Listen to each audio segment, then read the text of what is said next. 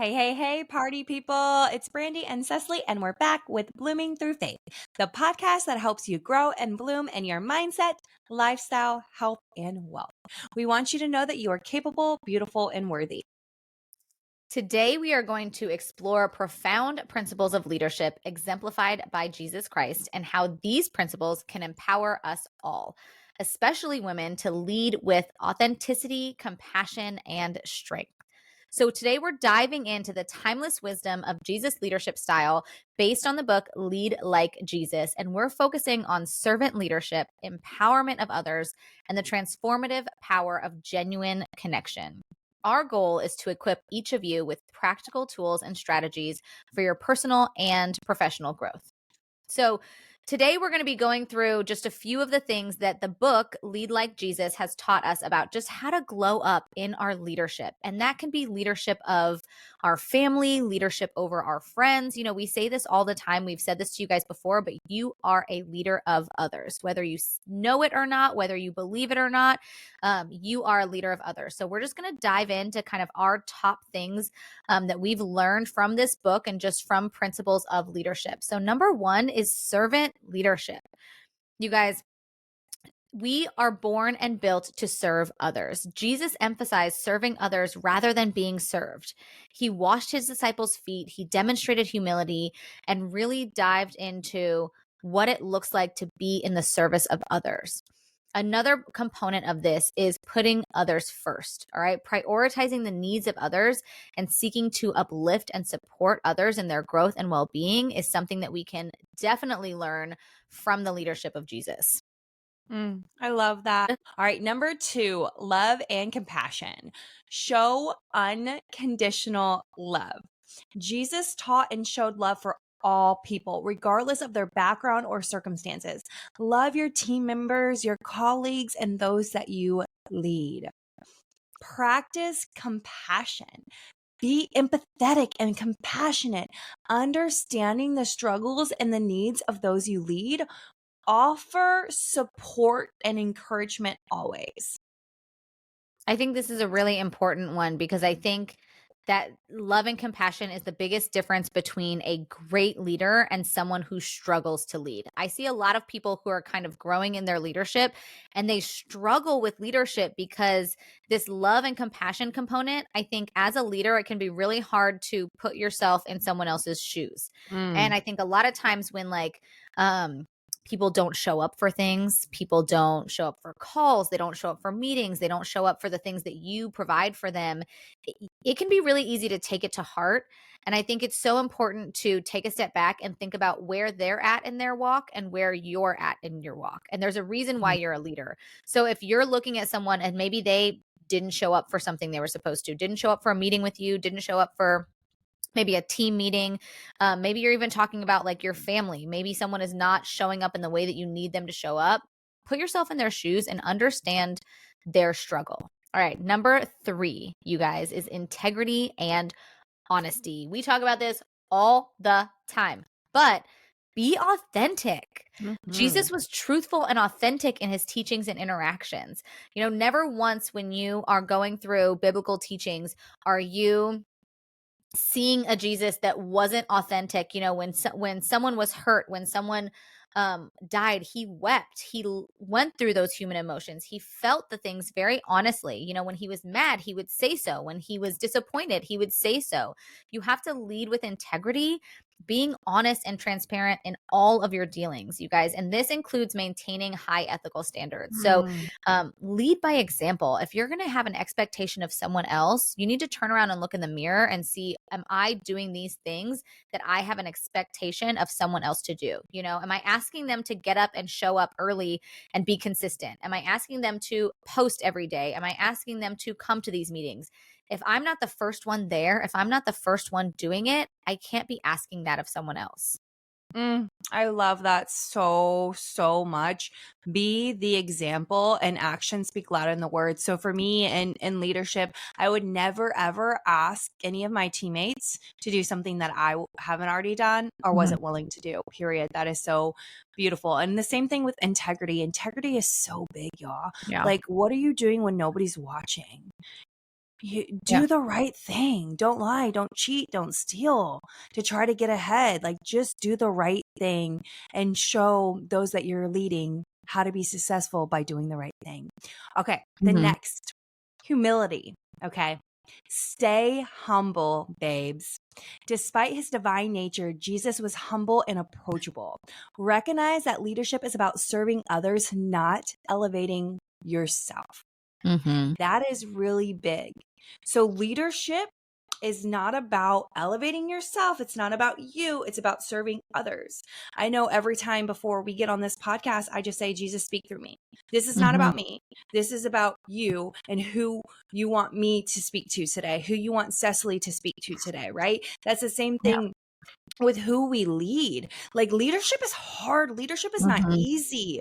Leaders eat last, right? So just remember that, and stay humble. Like, you could have all the success in the world, and we see this with so many different entrepreneurs, business owners, and podcasters that are millionaires that are just so humble, like Ed Milet, Tim Tebow, right? Like, Yeah. stay humble, babe. Admit your mistakes. Be willing to acknowledge and learn from your mistakes, showing that growth and improvement are ongoing processes. So, those that you lead are going to have much more respect for you if you can say, hey, you know what? That was my fault, and own up to it. I'm so sorry. I'm not perfect, but X, Y, and Z. And that's what I do all the time, because there is nothing perfect about me. It's like, oops, I'm Yeah. not sure. Let me check. Oops, I made this mistake. Let's move forward this way. Let's be solutions oriented. But taking ownership is key to leadership. And I think that a lot of humility also comes with a lot of confidence. Like, if you're not confident in yourself as a leader, you're more likely to um be very defensive, if that makes sense. Like, I've come up under so many leaders and worked alongside so many leaders who, anytime you point out a fault or a flaw or constructive criticism, the first thing is, oh, well, this is the reason that happened, or that's what happened there. Like, they're never quick to, you never want to be under the leadership of someone who's not quick to not only admit wrongdoing, but fall on the sword. Like, if you're a leader, just know you're going to fall on the sword. It is always your fault, just at the Yeah. end of the day. Or blame it on somebody else. That's what I don't love, is when a leader's like, oh, well, Right. so and so should have done this, or this should have happened this way. And I'm like, oh my gosh, you're throwing your Yeah. coworkers under the bus for you. Like, Like, what? Okay. yeah. Oh, and people notice too. When you do that, they notice. So that kind of leads us into number 5, which is teach and mentor. So as a leader, it is your responsibility to teach and mentor. If you're not mentoring the people underneath you, then you're not building up disciples, then why are you in leadership? The goal should not be to be under leadership of more and more and more people forever and ever. Okay? That's not sustainable. The goal should be to find your replacement always. And I fully believe Mhm. that. Jesus was a teacher Mhm. who invested time in mentoring his disciples. He didn't just say, hey, come alongside me and lead with me. He taught them, he spoke with them, he spoke in parables to teach them the word. It's your responsibility to share your understanding and your knowledge and your experience to help others develop their skills. I think Jesus is the greatest example of this. Like, he came to earth to teach us the Father's word and do it through the disciples. They didn't understand, they didn't know, but how would anyone else know if they didn't learn? So he had to teach them and help them to understand so that they could go and teach the masses. It wasn't up to him to stay forever and to teach the masses. He taught others and then he let them go to do what they were supposed to do. So make Mhm. sure you're educating and guiding the people that are underneath you and encourage growth.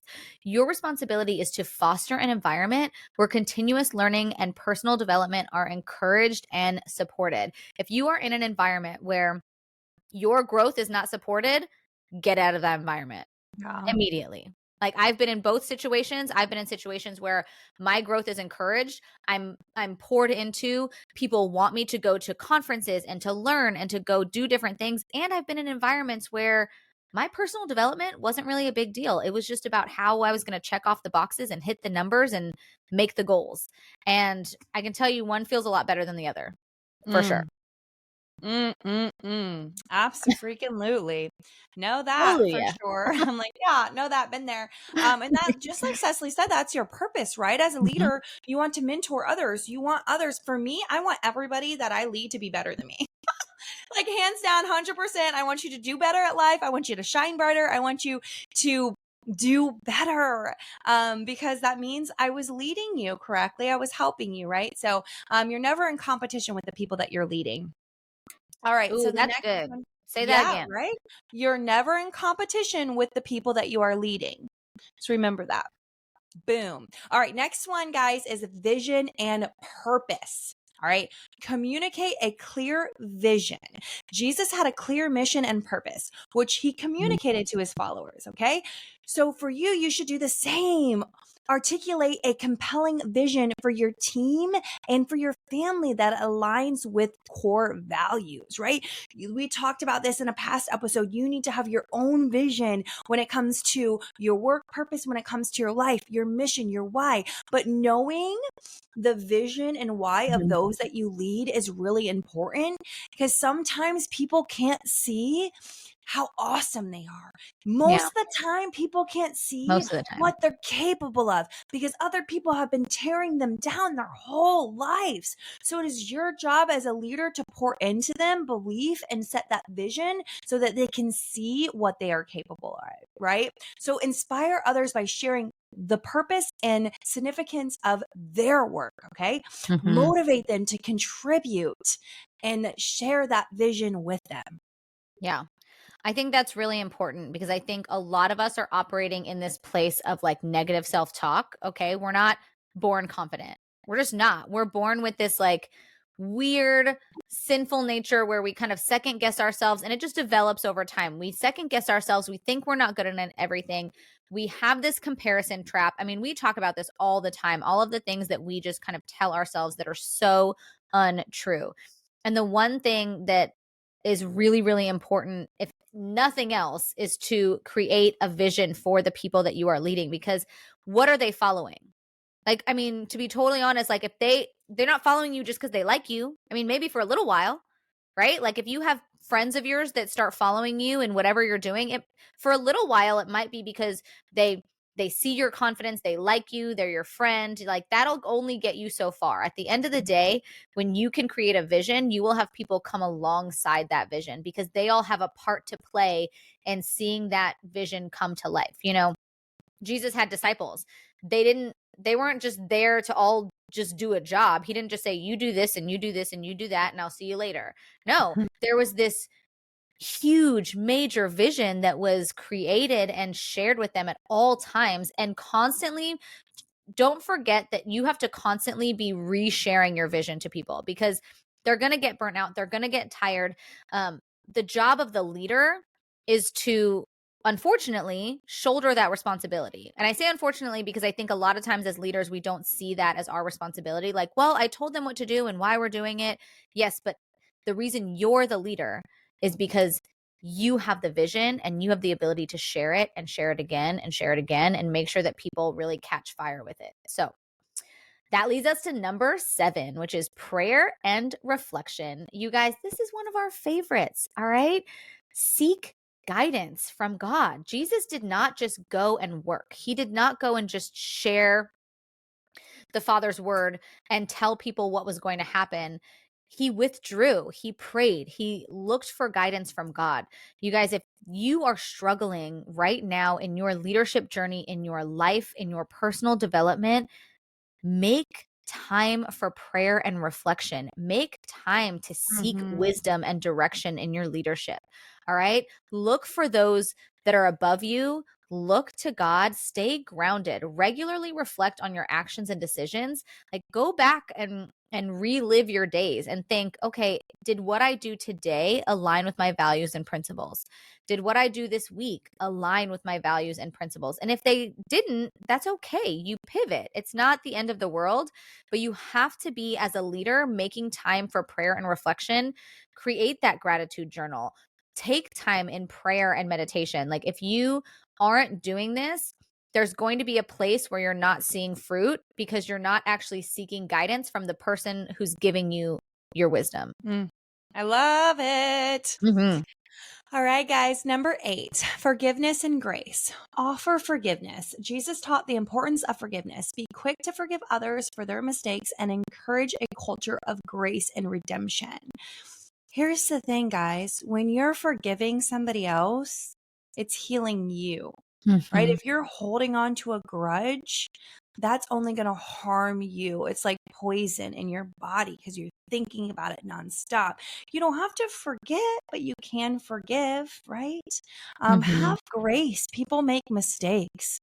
Show mercy, extend mercy and understanding, especially in difficult situations. Things happen all the time. Don't like make sure that the people that you're working with, the people that you're living with, the people that you're doing life with, Mhm. when they go through hard situations, difficult times, that you're there for them, that you're being understanding. Create a safe environment where people feel loved, valued, and supportive. And in this day and age with social media, when people are attacking others left and right for not having the same views, thoughts, beliefs, we need that. We need others to love us, to support us, to give us grace, to say, you know what? You made a mistake, but that's okay. How do we move forward from that? And remember that we've all made mistakes. You're not better than anybody else. Think about that for 1 second. We all Mhm. sin, we all make mistakes. So before you go to judge somebody else, think about the things that you've gone through and how you would want somebody else to treat you. The golden rule: treat others how you would like to be treated. Yeah.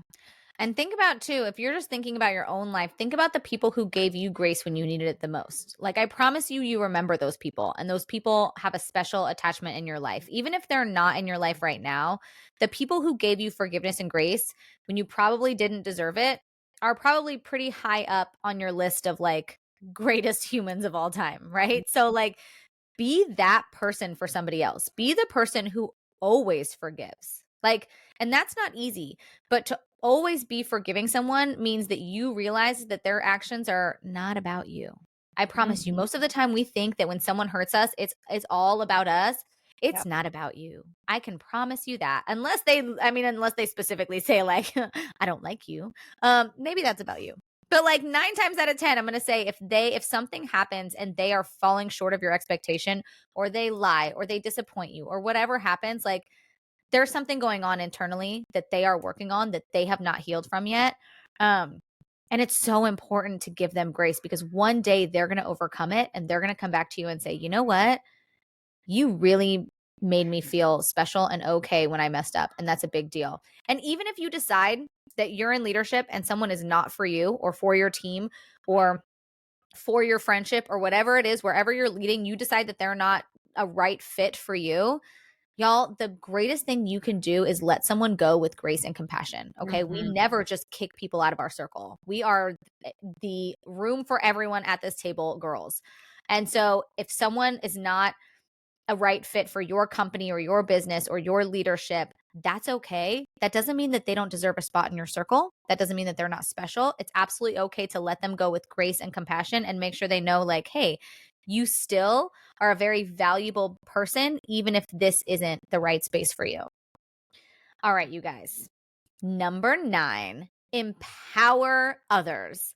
All right. We want you to empower others in your leadership. So we want you to be able to delegate authority. This is one thing that we learned from Lead Like Jesus. Jesus empowered his disciples to carry out his mission, the greatest mission, the Great Commission. He trusted and empowered his leaders to carry that out. You have to be able to trust and empower others within your vision and mission by delegating responsibilities and providing the resources that they need to succeed. You are not a one woman show. You are not a one rower boat, okay? You've got to have rowers in your boat. Encourage initiative, you guys. Foster a culture wherever you're leading where initiative and innovation are encouraged. You want others to take ownership for things. You want others to lead in places. You know, I go Mhm. through a lot of places in my leadership where I might not necessarily have a leadership role for someone. Say, for example, within my ministry, there might not be a place where I need a leader. But if I see someone who is looking for more authority and leadership and wants that and is hungry for it, you're going to be dang sure I'm going to find a place for them to lead. I don't care if it's, hey, I need you to lead these 3 people on Sundays. You are now a part of their prayer team. I need you to make sure that they get prayed for every Sunday. I need you to make sure that you check on them every Sunday. Like, that's a small leadership role, but it means that I believe in this person. You will never believe the amount of power believing in someone can have. I mean, just to call them and say, hey, I have this thing that I need done and I really would trust you with it. Like, that's huge, you guys. Huge. It is so good. All right, guys, we're going to wrap this up. All right. So the first is servant leadership. The second, love and compassion. The third, integrity and honesty. Fourth, humility. Fifth, teach and mentor. Six, vision and purpose. Seven, prayer and reflection. Eight, forgiveness and grace. Nine, empowering others. And the last one, lead by example. Model the behavior you expect, okay? Jesus lived out the principles he taught. He led by example, demonstrating the qualities and behaviors that he wished to see. So you should do the same in what you wish to see in others, right? I won't have any respect for a leader that doesn't lead by example, hands down. And I've had numerous leaders that ask me to do something and they're not doing it themselves. And I'm sorry, but the answer is no. Like 100%. Lead by example. Be a role model. Strive to be a role model in both your professional and personal life, inspiring others through your actions and characters. So again, you might not be a leader in your professional life, but you are in home, right? So let's use the kids example. Troy sees trash on the side of the road. He picks it up. He's like, oh, mommy, somebody littered. He throws it away. Oh, mommy, somebody left the shopping cart. Can we go get it? Like, show your kids the right thing to do, and they will do it as well. Before we wrap it up, is there anything you'd like to add, Cecily? No, I think that's perfect. But I think that being a role model is a bigger deal than you think. People watch you all the time. People watch you all the time, whether you believe it or not. When they're thinking about whether or not they want to be in leadership, they're looking at you to see what you're doing. And so this is such an important thing to model the behavior you expect and be a role model. 100%. All right, grow girls, whether it's in your workplace, your community, your personal life, we encourage you to embody the spirit of servant leadership and empower those around you. Remember, leadership is not just about a title or a position. It's about influence, impact, and the ability to bring out the best in others. By nurturing relationships, practicing empathy, and leading with integrity, each one of you has the power to create a positive change. And remember, you are capable, you are worthy, and you are beautiful.